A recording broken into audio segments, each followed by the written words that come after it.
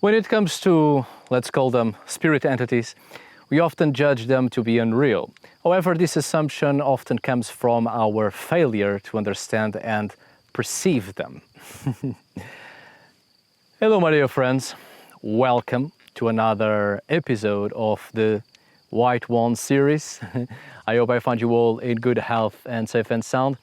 I'm Mari Theriger, and today I would like to jump into something a little bit different that will hopefully help some of you. Mind you that these series are turning into a personal journal of sorts. I am sharing with you some of my own experiences when it comes to the processes during personal development towards the practice of traditional folk magic from a more animistic point of view. So today I would like to talk about something I find very hard to express through words and especially translating into English, which requires another type of vocabulary and another form of expression. Well, actually the English language has a far simpler lexicon compared to my native language, Portuguese from Portugal, which is a big difference, and people always think I'm speaking Russian or Polish when I speak my native language, which is funny. Anyway, I always try to encourage you to share your own experiences because I think we can all benefit from it. However, today I would like you to do that even more because this is a rather difficult subject to not only put into words, something that is only experienced through our bodies and minds, but also put these things together is where I find quite a few of cognitive limitations, precisely because much of this is experienced almost always with a certain degree of detachment from one's mind and perception of one's self, a certain detachment and sometimes even losing sense of self-awareness. I think it will be very useful if you share with the community your own experiences so we can find common grounds and try to map out this reality. Let us now go straight to it. We shall start with being the object of spirit attention, something briefly spoken here in this series, but I think it is important to focus a little bit more on that, on the more superficial and first experiences, because certainly when we progress through this path, we start to have experiences at first mostly through dreams, or the very reason that led us precisely to start on this path were the dreams we were already having. For now, I'm not going to push it into the more complex aspects of dreaming, especially concerning the differences between dream, hallucination, out-of-body experiences, spirit projection, traveling through realms, etc. That stays for another part far ahead in this series, I think. Well, then when we engage in these activities, we start to have several signs, and the type of conduit that gives us important signs that we are becoming the object of spirit attention is precisely through dreams. It is happening, and it is important to try to understand what we are experiencing, because dreams themselves are not only the projections of the subconscious, surely, but also there are hidden truths and information in them, which can be the projections of what we have experienced in the waking world, but we were not particularly attentive, and as such they are revealed in dreams.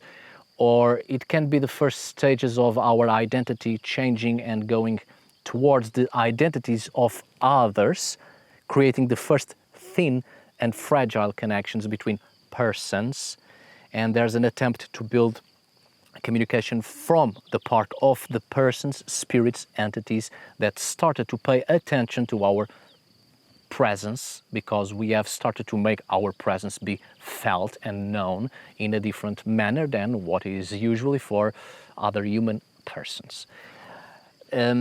As a very simple example, being woken up during the night by sounds or something in dreams, consequently, certain elements that continue to appear, whether in dreams or the sounds that wake us up.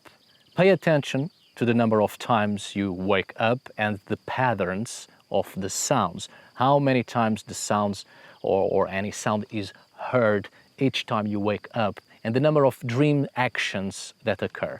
Write down the pattern on a piece of paper or notebook, whatever, that needs to be kept with us at all times.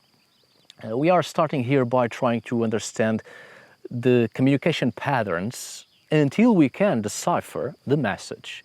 This is part of the process of observing what is going on around us, being attentive to the environment around us, looking for meaning.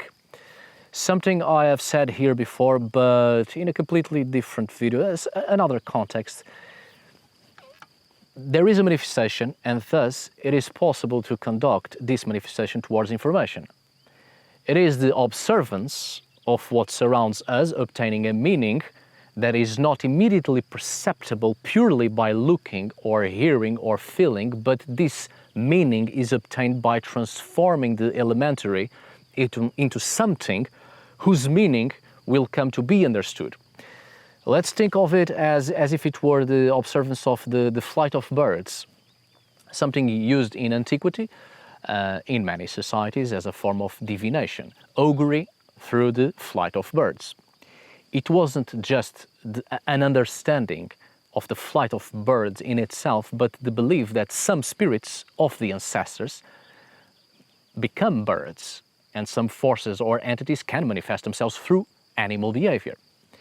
We see this quite a lot in animistic societies, most especially perhaps in the Amazon, as some of the ancestors progressively become animals in order to help their descendants. So there is a search for behavior and interpretation of the message behind the most uncommon behavior. So here, with certain elements in dreams or certain sounds that continue to appear and waking us up, we try to discern the pattern in order to retrieve a meaning, something to be noted down quite literally, so we can study it and see what is being communicated. Dream interpretations also helps. However, we have to be careful here. In a dream, elements that try to distract you, to take your vision away and distract you or distract your mind from other elements. All dreams have hidden truths, but it is very hard to perceive such information in most of them. Let me give you an example. Sometimes we may dream of a big snake, a great black serpent, and our attention is absolutely focused on this being. This is something quite mystical, magical, mysterious, and sometimes we may fall into the error that this serpent alone is a sign. It may be, of course, but it may not be. How can we possibly know? Well, dreams are tricky because it is a projection of your brain, something that is happening within the confinement of your own physical self. There are exterior elements entering the dream and information that was cocked before but lies within the subconscious and or the creation of patterns of communication with others, and these are manifested in dreams. The brain isn't certain how to cope with this information outside or coming from outside of it. So it creates mechanisms of defense, or so it seems to me according to my own experience. This beautiful serpent can be a trick of the brain, the defensive element, to distract you from the information that comes from the outside, and the brain doesn't want to deal with it and doesn't want you to deal with it because it is something unknown concerning the stored information of the brain that builds a type of knowledge that comes from the average perceptive reality of your daily life when we are awake. The serpent, therefore, or any other element, may be this mechanism that distracts you from looking upon the pieces of information and the patterns of communication that are trying to enter and trying to catch your attention because you have become the object of spirit attention. So it is a useful exercise to avoid being focused on the elements that are most attractive to us in dreams and look for the pieces of information that lie around and beyond the element that is trying to distract you. In this case, it is the great serpent. The more you practice this, the easier it will be to discern which are the mechanisms of distraction and which are the patterns of communication being created. Remember, we are still in dreams, not in experiences out of your body or out of your brain. It is important to educate the brain and separate the information. Most likely, all this effort will drain a lot of your energy, and when you wake up, you will feel as if you did not sleep at all. This consumes you. It consumes your energy and vital force. But it is obviously not without consequences. It is like a lucid dream where you control the elements of your dream because you are aware that you are dreaming. So it is important to be attentive to every element that manifests itself in dream. This is the first mental exercise, educating the brain to be more open to new experiences and external information coming from the exterior. You will even have people of all sorts blocking your views and beginning conversations with you, or very attractive people, and this catches your full attention. It is normal, nothing to be ashamed of, and if you fail to see past these elements, don't be too hard on yourself. You are not failing. It takes time and patience and practice. Remember to look beyond the elements that are most attractive and appealing to you. That is, and that's it. Dreams are the least dangerous grounds to start educating your mind into accepting uncommon pieces of information that are often unseen in normal circumstances. We are humans, and in reality, it is far more common for us to miss a lot of information that surrounds us, and the unseen often remains very much unseen. Still, there are certain experiences, and more so when you start to develop your path in the craft. As such, you will be more attentive to certain experiences and indeed experience what would normally remain as a shadow in the back of your sight. And this will start to manifest at first in dreams. And it is here in this realm behind closed eyes that we shall start to tame or try to tame the brain. But there is something else I think it is important to speak of for your own protection and mine, because I need to keep reminding myself of that. And I was thinking about that just now, sorry. Protect against attacks that are sent to us to cause harm. As I said in the first or second episode of this series, we don't just become the objects of spirit attention, but also the object of attention towards those who have been in this craft or path or activity longer than us and are far more powerful than us and have much more knowledge than us.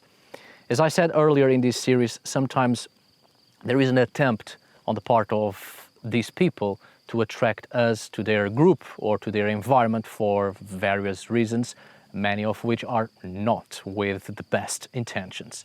If you remember that matter of getting the life force of an uninitiated, let's not repeat that. However, it is necessary to remember that sometimes there can be a climate of great frustration from the part of those who are more powerful than us and want us harm, to do harm and want to hinder our progress. And these people sometimes, even non-humans, focus on harming us and or causing us damage.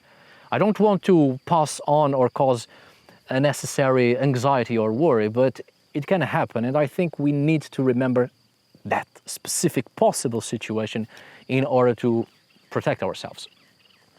Of course, on the internet or on the real world, there's always someone who will say to us or will say to you out loud that we are being sent something negative. There is an attempt on damning us, curse, hex. But it's not worth worrying about these fools. No one who really means us harm will say it out loud, right? This only has an effect on a psychological level, the power of suggestion, so there is no need to worry about such people. However, those who want to do or cause us real harm won't leave any traces we can follow, or will try not to leave any traces we can follow. If they truly believe in what we are or in what we are becoming, or if that we are as powerful as they believe, they don't want to leave any traces in order to protect themselves from harm due to the fear of repercussions, sending back. So obviously, such people won't say it out loud, because the point is to leave no traces that we can or that can be followed back to the sender. There are, of course, ways to know if we are being attacked, cursed, and this develops in certain patterns in our dreams. Hence the need to exercise or to tame our brain. This is a kind of external information trying to get inside us, and this is noticeable in our dreams. But I don't want to be causing distress, anxiety, even paranoia. It's not the case for that, I think. The more subtle we are in our craft and remain somewhat hidden, and focused on your progress and work, the less likely we are to suffer these attacks. There are lots of ways to protect ourselves against this, if it happens, but it must be said that it is very rare for someone to actually have the ability or power and knowledge to manage to do this to someone else. But anyway, we can talk about these methods one day. But if you want, search for example, witch's bottle. We are therefore talking about an object in which it can contain natural elements of the victim, along with other elements such as nails, rope, twigs, etc., functioning as a trap to trap spirit sendings, elements that cause us harm. These objects are to create a kind of labyrinth where the spirit intention or magical projectile is retained. We see this in many types of folklore. For example, in Swedish folklore, which I find very interesting, and in turn in this aspect of traditional witchcraft. For instance, a troll jar, something I've actually named as a mixture between the concept of witch's bottle and to trap the troll, because I don't have an extensive imagination when it comes to giving names to things. Well, it works as a sort of dream catcher in essence, or the protective function of a Trojabo labyrinth. The troll here can be understood as a magical spirit who aids a performer of magic or sorcery. It can be a troll hare or a troll cat doing someone's bidding, or a troll shot. as a magical shot or projectile to cause harm. It can be sent by humans, spirits, or forces of nature, and it can cause grave sickness and even death. The troll shot can also be created through foriora, right? Destructive spells aiming to cause harm. The jar will have natural elements such as brambles, thorns, vines, sticks, cord, etc. It's to create a labyrinth that serves as a trap to catch the troll. The jar and its elements will attract the troll, which will enter the jar but will lose its way in the maze and can't get out, thus trapping what can cause harm, damage, illness, and even death. This is attracted to the jar because it also contains elements of our own person, such as blood, spittle, urine, etc., or all the above. So you get the point, right? There are multiple ways to trap these sendings if someone is really attempting to cause you harm, and you will notice it in dreams before noticing it on a physical level. So it is quite useful to train the brain to look for patterns and information beyond the brain's defensive mechanisms. I think this is important to briefly address here because, as was said on other episodes, it is important to have a respectful conduct and approach when moving past your familiar environment and into the outdoors to try to create and invite in the entities that will aid us in our craft. And tremendous disrespect can cause a person to suffer from one of these sendings from the part of natural forces, angry ancestors, and other non-human entities, and other than human and more than human persons. So, a little advice here to keep in mind. There's no one to blame but our own selves. In this craft, our failures and successes are the product of our choices and actions. We are in control of our life within the craft. Also, it is important to remember that what we do here, when we do this, there is no need to feel good and have positive vibes in order to have success. All emotions are valid and important and channeled towards different outcomes, different types of work. This is not about feeling good and toxic positivity. Each emotion, each mood is always valid and can be conducted towards a variety of situations. Within the craft, if you feel bad, sad, angry, you are not failing, you are just being human. And such emotions can be of use in many situations. Be yourself. Don't deny your emotions. Being truthful about what we feel will help to express who you are towards the spirit entities. They have to know you, the real you.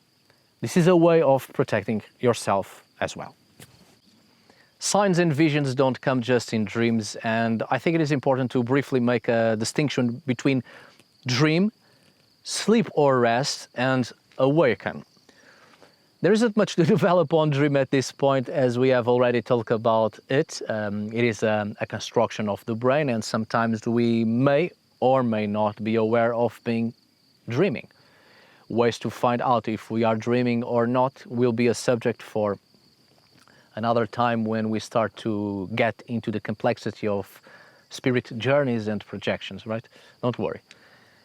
Suffice it to say for now that there is sleep or rest when the mind is not dreaming but the body is at rest. All activity is at a pause, and there is a better control of the mind's activity, which is thinking and not dreaming. Moments where the mind is utterly quiet and seeks a response or is open to receive sudden visions. I see sleep or rest as the most important time to receive unaltered information. In the quietness and inactive state of the mind, we are most promptly to perceive or receive information that comes from the outside, from the external environments that lie beyond our physical selves. In terms of the information received, dream is within, sleep or rest is without. And then, of course, there is the type of information, visions and signs that come from waking state, and that's just it. You are awake and you see something. Sorry, this may sound silly and rather simple and childish, but I do want to make distinctions between these three states of mind because it makes a tremendous difference on the way other entities contact with us and pass us information. And that's what I'm going to deal with right now, and you will understand why I have started by making these divisions. As was said on the previous videos, I think, as we progress within the craft, there is the necessity to create relationships with certain entities which become our familiar spirits, tutelary spirits, auxiliary spirits, etc. These are the entities with whom we create a strong connection and will aid us in our craft. They will manifest themselves to us before we can manifest ourselves to them. You see, their nature and state of existence is different from ours because their form of existence is naturally adapted to their own environment. Just the same way we are built differently because we are adapted to our own environment. These are entities whose corporeal form and consciousness is simply different, but they are just as real as we are. The problem lies precisely in the way we perceive each other because it is limited to our own corporeal and conscious existence. When we create a strong connection with a certain person, this creates a conscious link. It could be an emotional connection through love, in the sense of deeply caring for a spirit entity like we love a friend or a son, a daughter, a father, a mother. This is the type of sentiment that rarely happens between human person and its familiar spirit person. But there are other strong connections such as fear, anxiety, a close connection of kinship as well, devotion, intimacy, respect, even fervent passion. Sometimes it happens. When these strong connections are made, there is almost an instinctively motivation to form modes of communication between consciousnesses. The spirit person with whom you have started to create a strong emotion with will attempt to create communication with you before you can learn how to do the same towards such a person or persons. The information that is to be passed on or the desire to communicate directly with your mind can come in the form of dreams at first, which is why it is important to progressively learn how to shift our focus from the brain's mechanisms of protection spoken previously and see past beyond that to what is being formed in our dreams, which may be these modes of communication in the form of visions or signs, coming from the mind of the spirit person with whom you have started to build a strong connection.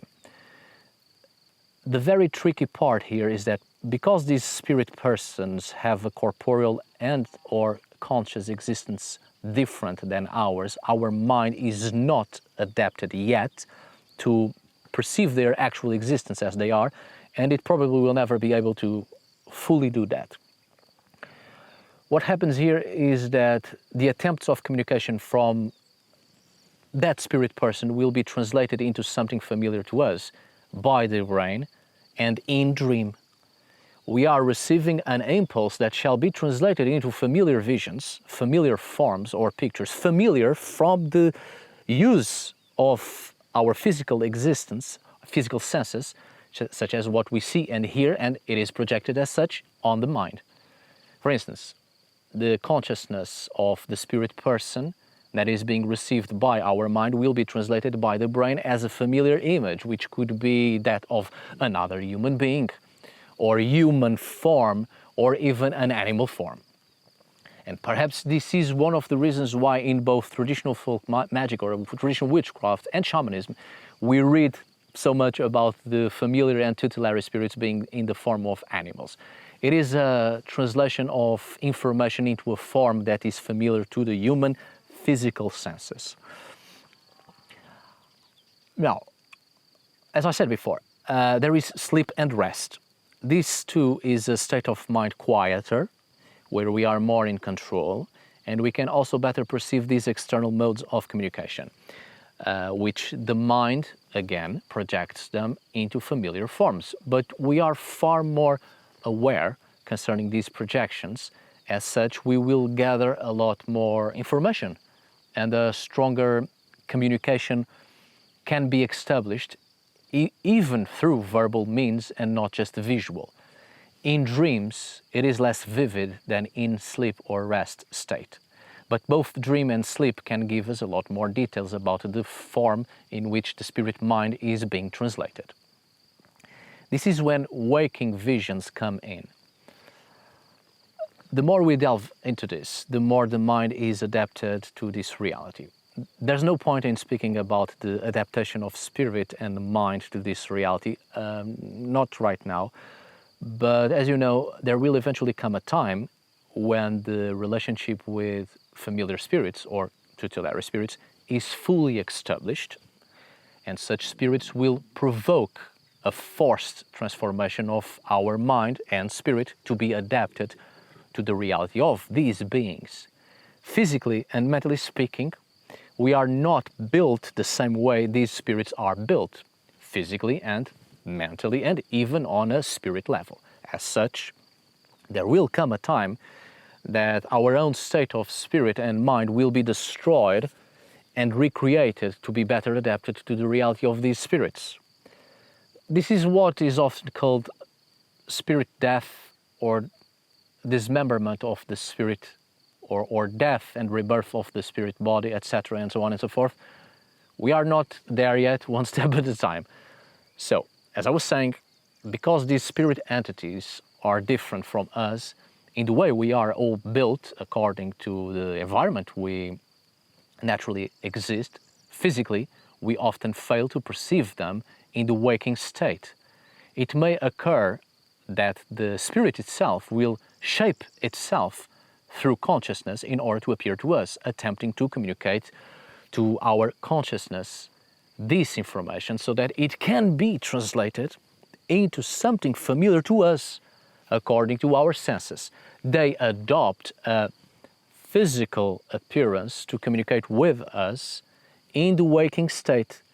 What happens here is that we are not actually seeing them as they are, but instead our mind is translating what it sees into something familiar, which causes us to have visions in the waking world that don't seem very detailed or quite vague, actually, even sort of transparent, ghost-like.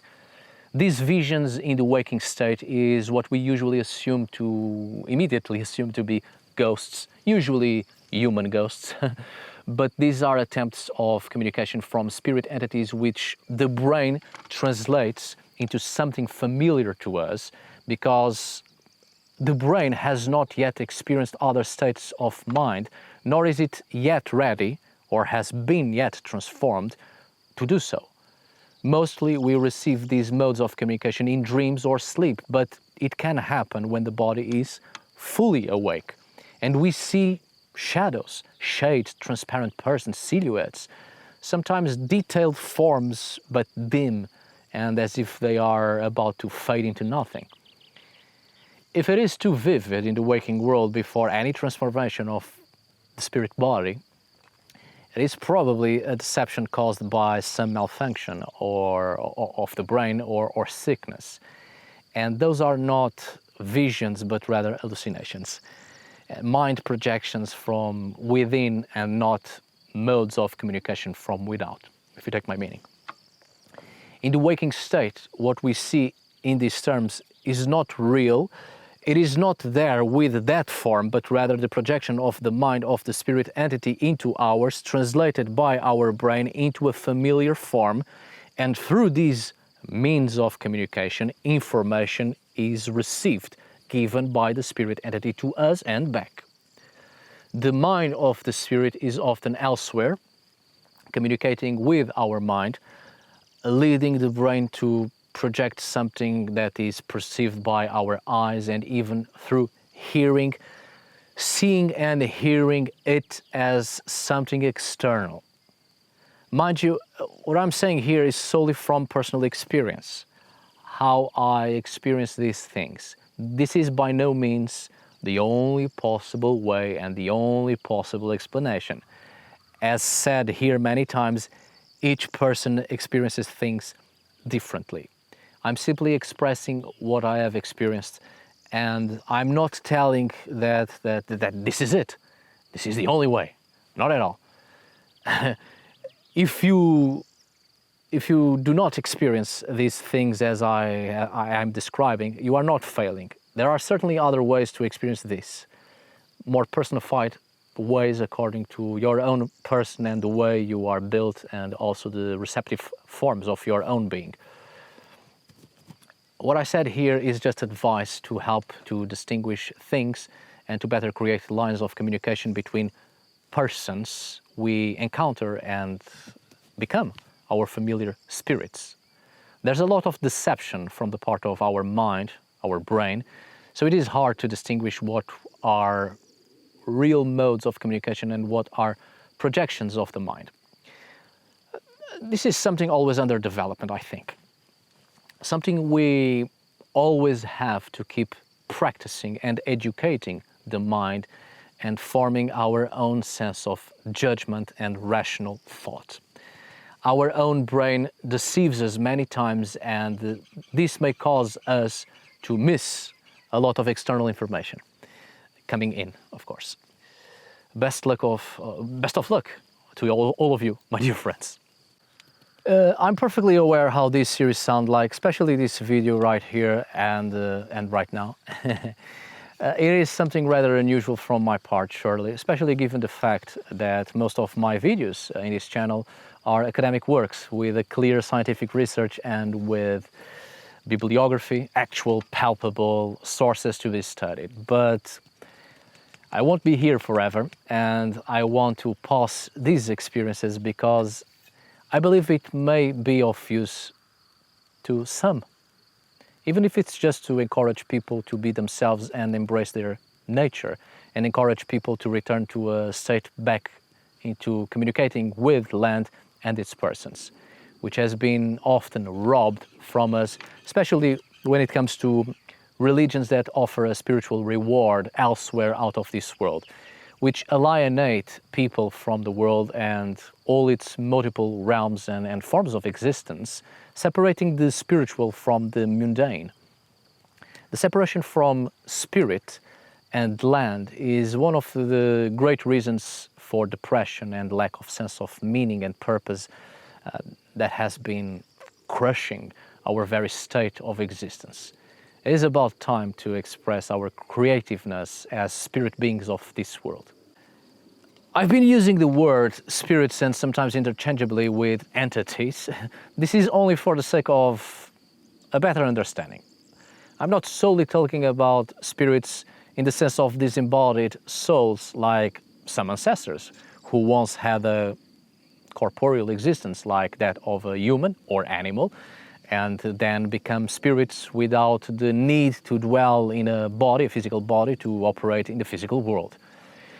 I'm speaking of spirits as more of a general term for several entities, be those souls, or like the case of the ones we usually call fae folk, and some of the dancing people who have their own corporeal existence with spirit and forces of nature, conscious entities, and also other entities whose forms are quite different, and we see them as if they are spirits in the sense of ghosts, but that's because of what was previously mentioned concerning the translation of the mind towards the projection of another's mind, creating a dim vision of it.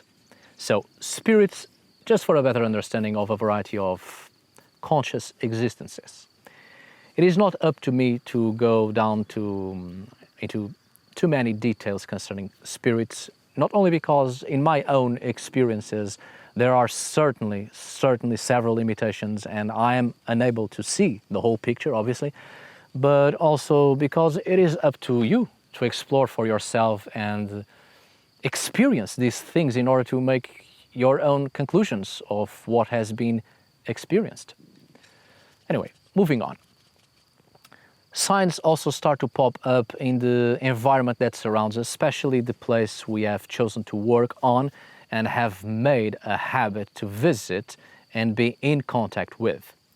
The place where we gather materials for the craft and the extended grounds we have mapped to be the immediate surroundings where we establish the first work with the land and its persons, as well as the space in which we start to create relationships with the local entities in order to become our closest allies.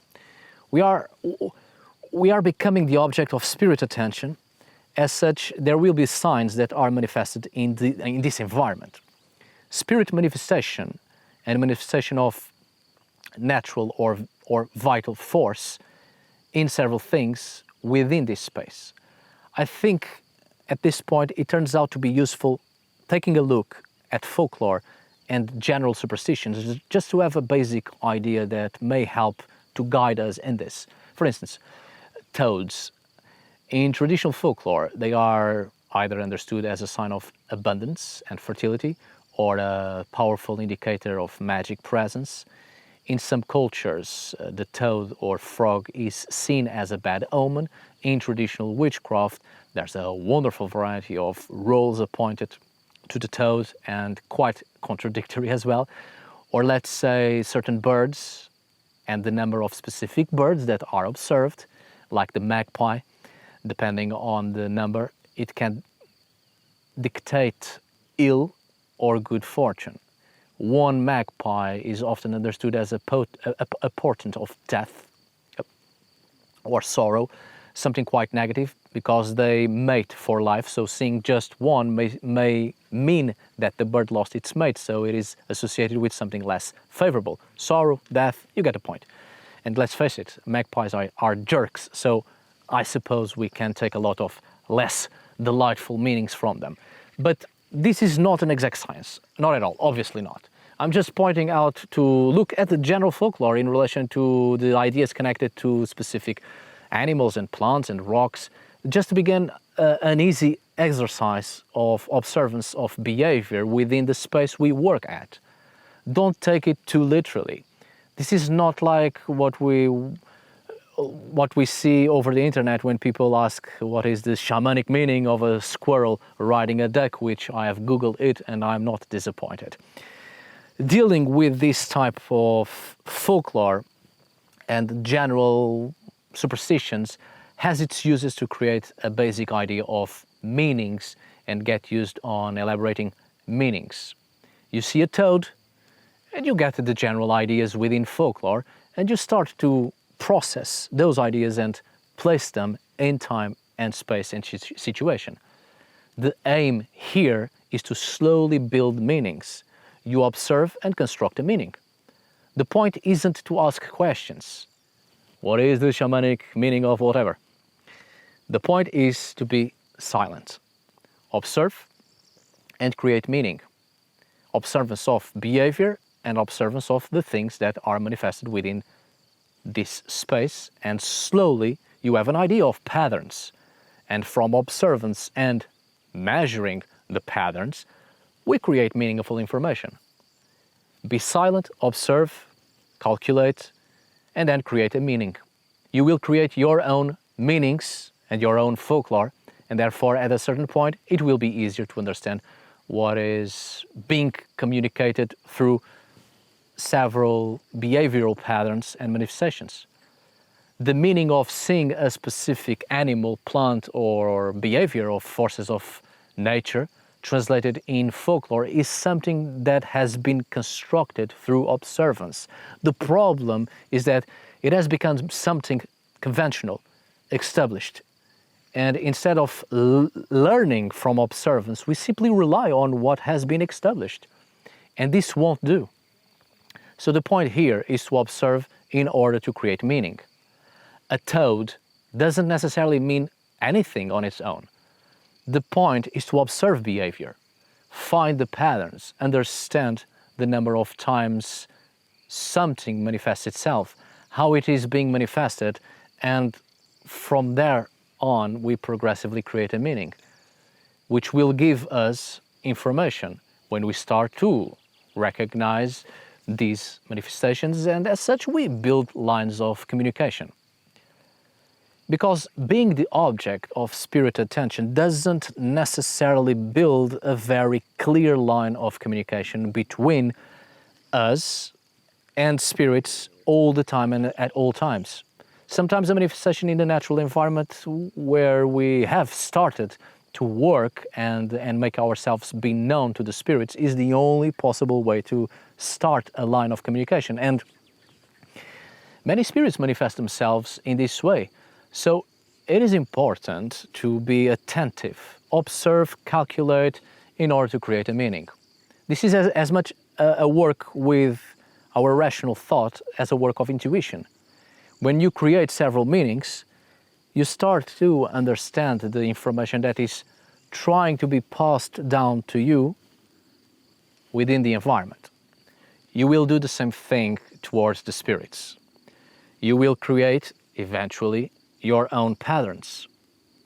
The specific number of times you go to a place, the types of offerings you give, the specific times of the day, week and month you present yourself to that place.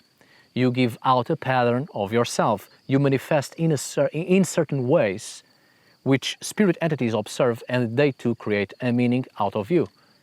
As such, they will manifest something towards the meaning you have for them, and vice versa.